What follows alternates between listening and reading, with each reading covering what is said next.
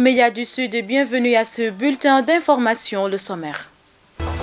Une partie des travailleurs de la santé a encore rangé blouse et stéthoscope pour manifester contre l'absence de réaction de l'État face à ces revendications. La section locale d'Anduguessum est en grève de 72 heures sur toute l'étendue du territoire régional. Vous aurez les éclairages du responsable d'Anduguessum dans ce journal.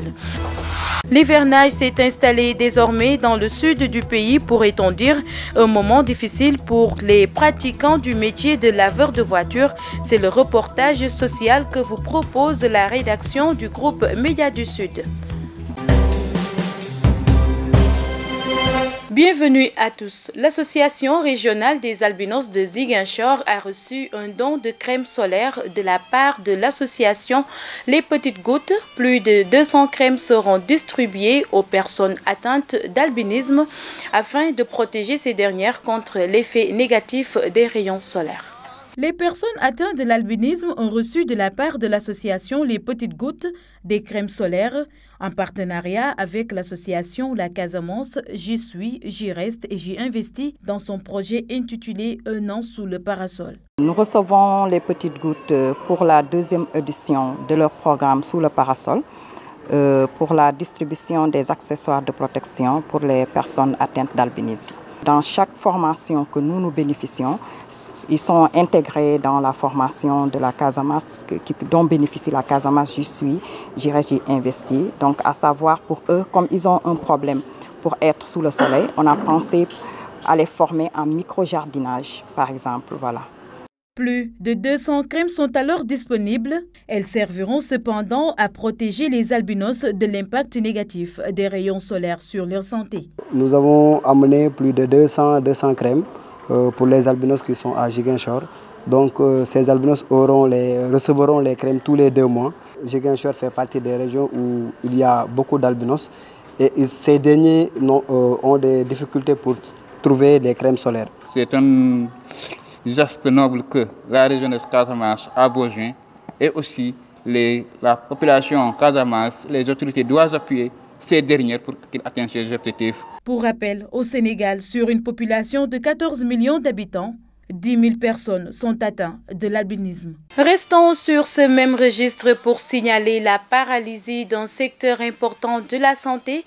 Les blouses blanches, membres du syndicat Anduguessum, ont encore fait parler d'elles. Le syndicat a décrété un nouveau mot d'ordre de 72 heures de grève pour contraindre les autorités à satisfaire leurs doléances. Mansani Diédiou est le responsable de ce syndicat. Il s'en explique au micro de Cheikh Tidiane Cissé. Ce plan-là, c'est le 9e. On a eu quand même un petit temps d'arrêt. Pourquoi? Parce que le Premier ministre nous avait demandé de lui laisser 10 jours pour qu'il règle pratiquement tous les problèmes. Ça n'a pas été fait. Ils avaient programmé une rencontre pour le 3 qui a avorté pour finir le 5. Alors, dans les négociations du 5, il y a des choses qui ne sont pas faites, sur lesquelles nous ne sommes pas entendus. Le système LMD, par exemple, avec tout ce qu'il y a comme contenu, ce n'est pas réglé. Le plan de carrière, parce que moi, aujourd'hui, qui vous parle, j'ai une licence en soins infirmiers, mais j'ai aussi mes supérieurs, ceux qui ont des maîtrises. Ils n'ont pas de corps d'accueil. Ces corps d'accueil-là, il faut une loi, ça doit être voté. C'est sûr qu'il y a eu des commissions qui ont fait des propositions de loi. Les gens là n'ont qu'à voter cela. Et ensuite, la couverture maladie universelle. Jusqu'aujourd'hui, toutes les structures de santé de la Casamance sont à genoux. Parce que nous avons voulu respecter une idée qui a été géniale, mais qui, dans son exécution, a faussé le pas. Je veux dire, voir les enfants de moins de 5 ans et leur donner gratuitement les médicaments. Mais c'est une chose extraordinaire. Mais l'État qui devait rembourser les prestations. L'État ne le fait pas. Nous continuons toujours à mettre le service minimum. N'est-ce pas? Mais il me semble que la population ne comprend pas. Si nous avons mis le service minimum et qu'on fasse juste 72 heures, C'est pour que la population ne paye pas aussi les pots cassés. Mais si la population ne répond pas à ça, de toute façon, la grève là, nous, on est déterminés. Déterminés parce que quel que soit Alpha, il faut que cette grève-là aboutisse. Alors, quand on va commencer à fermer toutes les structures, refuser les urgences et tout ça là, c'est en ce moment-là que la population va commencer à parler. Et puis nous allons à Bignona où la paix et le développement étaient au cœur de la célébration de la 9e édition du Gamou annuel de la famille omarienne. Cet événement phare inscrit désormais dans l'agenda religieux du département de Bignona s'est tenu ce week-end. C'est une correspondance de Lamine Badiane. La famille omarienne de Bignona a tenu son gamou annuel, le 9e du genre, ce week-end en restant sur la même trajectoire. Valoriser donc l'islam, donc vulgariser les valeurs de l'islam, propager l'islam, répandre l'islam, mais également donc disons cultiver les valeurs de paix, et sans la paix on ne peut pas parvenir donc au développement. Parce que c'est un trait d'union qu'on est en train de créer, un link qu'on est en train de créer entre donc nos parents qui sont donc des érudits dans l'islam par le canal de El Hadj Omar Foutiyou Tall, donc transmettre le témoin, transmettre également le relais, donc faire le trait d'union entre donc les adultes et aussi la jeunesse. Le thème Islam, paix et développement choisi cette année a tout son sens dans ce contexte où le Sénégal a engagé la course vers l'émergence. Le développement d'abord est déjà l'islam. Pourquoi ça? D'abord parce que l'islam, son fondement c'est l'enseignement par les valeurs. Et qui dit valeur? Quelqu'un qui gère bien le temps, quelqu'un qui respecte son prochain, quelqu'un qui est assidu au travail, quelqu'un qui affiche un comportement donc meilleur par rapport donc à son cadre de travail. C'est évident que c'est des dispositions qui sont là pour vraiment arriver au développement aujourd'hui, tant souhaité. L'adjoint au préfet de Bignona qui a présidé la cérémonie officielle adhère lui aussi à la réflexion à laquelle la famille omarienne a invité tout le monde. L'islam est une religion de paix et rien ne peut se faire sans la paix. Vous savez très bien que le président de la République accorde une importance capitale donc à la paix, et c'est pourquoi ce thème permettra à tout un chacun de réfléchir davantage sur les voies et moyens qui nous permettront d'avoir une paix durable dans la région, mais aussi partout dans le pays. Cette paix, nous la voulons pour permettre donc au président de la République de réussir sa mission. L'imam Fansou Bodian ainsi que toutes les autres tarikhas ont été représentés à cette nuit du prophète organisée par la famille omarienne de Bignona. Place à présent à notre reportage du jour qui s'intéresse au métier de lavage de voitures. Cheikh Tidiane Cissé est allé à la rencontre des acteurs qui s'adonnent à ce métier, loin de charmer les jeunes de Ziguinchor. Suivons ce reportage. Ils sont nombreux, les jeunes qui ont choisi le métier de laveur de véhicules pour faire face au chômage. Seulement, la pratique de ce métier n'est pas sans ennui pour ces derniers.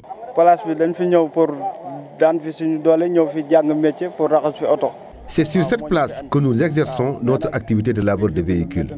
Nous vivons bien de ce métier, même si nous rencontrons beaucoup de difficultés.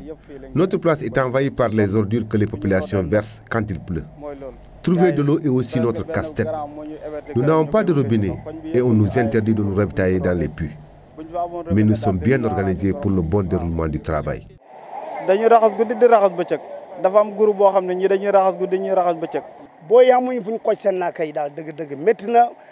Tous ces jeunes nous viennent tous du salon pour gagner leur vie à la sueur de leur front. Mais ici, on leur mène la vie dure. Regardez, il y a au moins 7 arbres qui leur donnaient de l'ombre. Mais les habitants ont coupé ces arbres pour les faire souffrir. Moi, j'ai appris ce métier à Nganda et je suis là pour gagner ma vie. Avec l'ouverture par le ciel de ces vannes, les temps qui courent, ils sont nombreux à opérer un retour en zone dans leurs villages respectifs pour les activités agricoles. Ce qui pose la lancinante question de la pratique de ce type de métier par les jeunes de Ziguinchor. Nous constatons, pour le déplorer, qu'il y a pas mal d'activités qui sont faites par d'autres jeunes qui viennent d'autres localités, d'autres régions. Je pense qu'à ce niveau, il y a un travail psychologique à faire, il y a un travail de sensibilisation à faire pour faire comprendre à nos jeunes de la Casamance que tous les métiers se valent, qu'il n'y a pas de sous-métier et qu'il n'y a pas de métier dévalorisant. Rappelez que ce métier est porteur à en croire ces jeunes qui annoncent un chiffre d'affaires variant journalièrement de 2 500 à 25 000 francs. Seulement, l'accès à l'eau demeure le casse-tête dans la pratique de ce métier. L'actualité internationale présentée en bref et en images.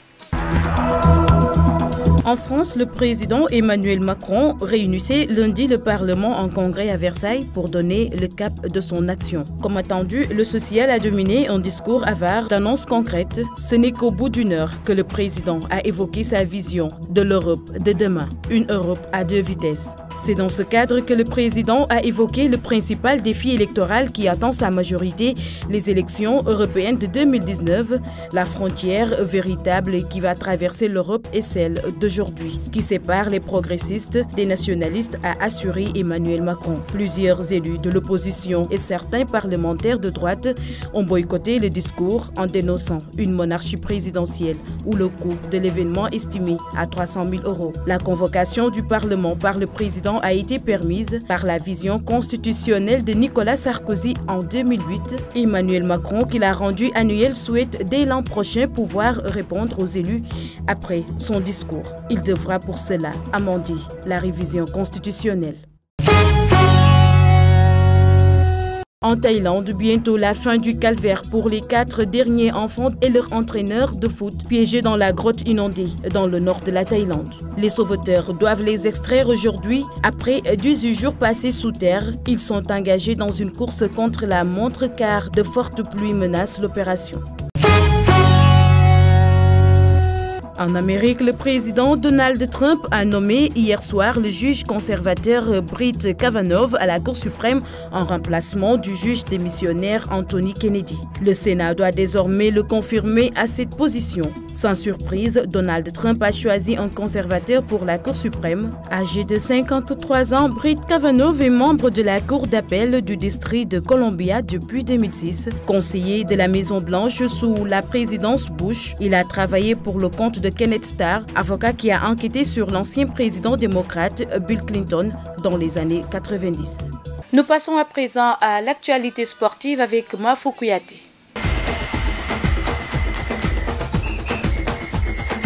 Merci et bienvenue. Cheikhou Kouyaté en vente pour 10 millions d'euros. West Ham devrait exiger au moins 10 millions d'euros pour la vente du capitaine des Lions, Cheikhou Kouyaté. Le milieu de terrain de West Ham semblait en baisse de régime la saison dernière, a été par moments la cible des supporters déçus.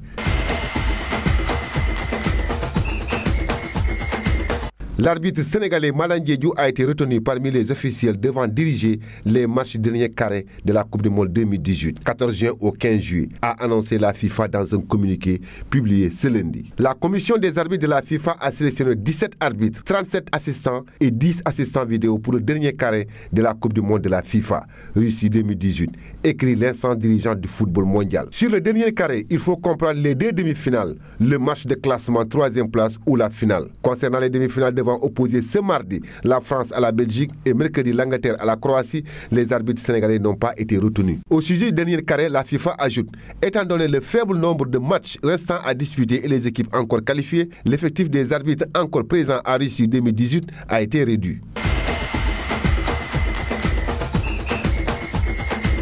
Les Bleus de Didier Deschamps se préparent à affronter mardi soir la Belgique en demi-finale de Coupe du Monde. Blaise Matuidi a purgé sa suspension et devrait être de retour parmi les titulaires. Après un match maîtrisé face à l'Uruguay, en quart de finale, les joueurs de l'équipe de France affronteront des joueurs belges qu'ils connaissent bien. Un match forcément spécial pour Olivier Giroud qui joue en Premier League avec bon nombre d'entre eux. Parmi les joueurs évoluant en Angleterre, l'attaque de feu de la Belgique composée de Romelu Lukaku, l'attaquant de Manchester United, Kevin qui évolue en Manchester City City, mais surtout Eden Hazard qui évolue avec Giroud à Chelsea. Du côté des défenseurs belges, ils s'attendent à souffrir face à un certain Kylian Mbappé et notamment Nasser Chadli qui devrait évoluer sur le flanc droit face aux jeunes Français. Thierry Henry, champion du monde en 1998 avec la France, sera cette fois-ci sur le banc de la Belgique puisqu'il est l'adjoint du sélectionneur belge Roberto Martinez. Cette demi-finale France-Belgique qui lance la dernière ligne droite de la Coupe du Monde 2018, mardi 10 juillet à Saint-Pétersbourg, a tout d'une bruit de famille.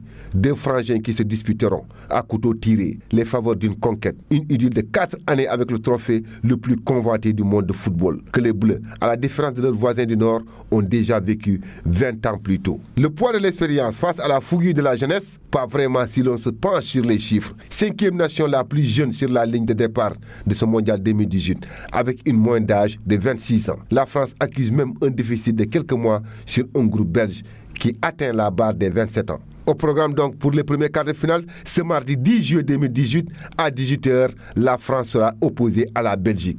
Et demain, pour les deuxièmes demi-finales, à 18h, la Croatie fera face à l'Angleterre. Le tour des quotidiens paru ce 10 juillet 2018 avec Moussou Diédiou. Bonjour et bienvenue dans votre revue de presse de ce mardi 10 juillet 2018.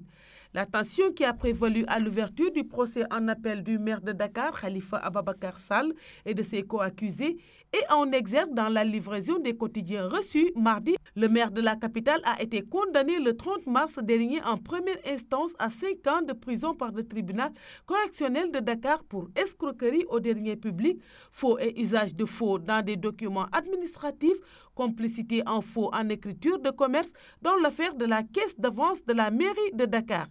L'ouverture du procès en appel du premier magistrat de la capitale devant la cour d'appel de Dakar intervient alors que la Cour de justice de la Communauté économique des États de l'Afrique de l'Ouest, CEDEAO, a estimé qu'il n'a pas eu droit à un procès équitable en première instance.